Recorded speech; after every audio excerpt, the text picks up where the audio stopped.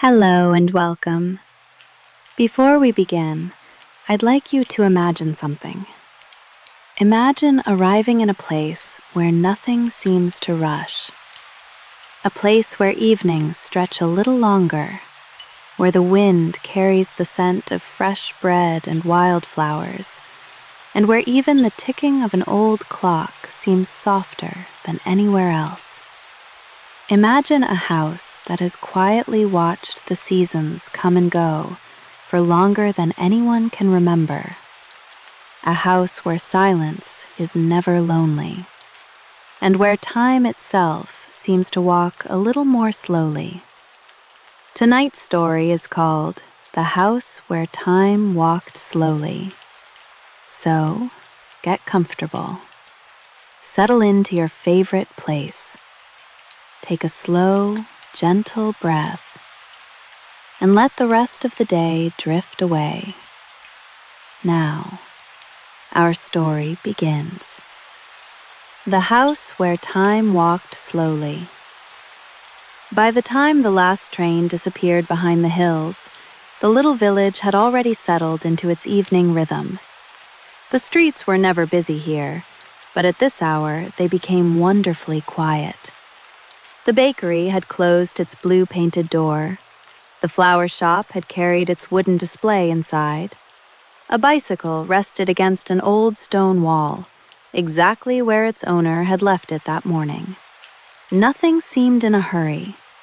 A cool breeze wandered through the narrow streets, carrying the scent of lavender, pine trees, and bread that had only recently come from the oven.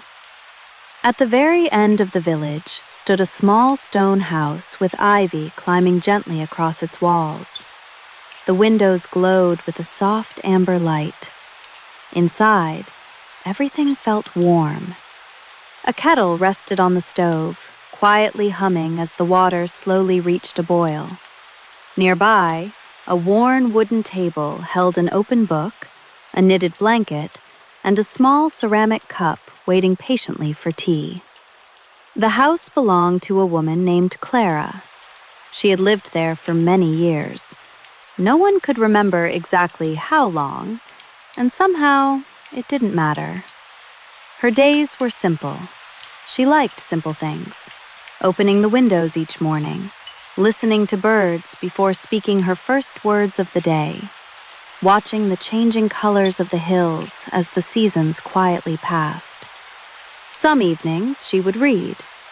Other evenings she would simply sit by the window and watch the world grow darker, one shade at a time.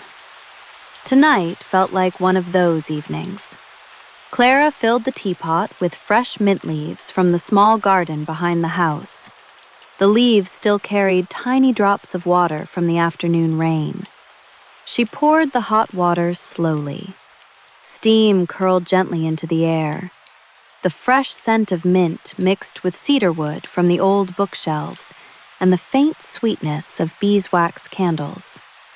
Outside, somewhere beyond the garden fence, a blackbird sang one last song before night settled across the valley. Clara wrapped both hands around the warm cup. She wasn't cold. She simply enjoyed the quiet comfort of holding something warm. The old wooden clock in the hallway marked another minute with a soft, patient tick. Tick, pause, tick. Its rhythm had become part of the house itself. Visitors sometimes noticed it immediately. Clara hardly heard it anymore. Like the whisper of the wind through the chimney, or the creak of the floorboards, it belonged to the gentle language of the house. She carried her tea onto the back porch. The rain had ended only an hour earlier. Every leaf shimmered beneath the fading light. The stone path through the garden reflected the evening sky in tiny puddles. Somewhere nearby, water continued to drip slowly from the branches of an old apple tree. One drop, then another, then silence. The valley below was wrapped in soft blue shadows. Mist drifted lazily above the fields. Far away, tiny lights appeared one after another in the windows of distant cottages. None of them seemed bright. They glowed gently, as though every family had agreed that evening should always arrive softly. Clara took a slow sip of her tea. Warmth spread through her hands before it reached the rest of her body. She smiled, not because anything remarkable had happened, but because nothing needed to happen at all. The evening was complete, exactly as it was.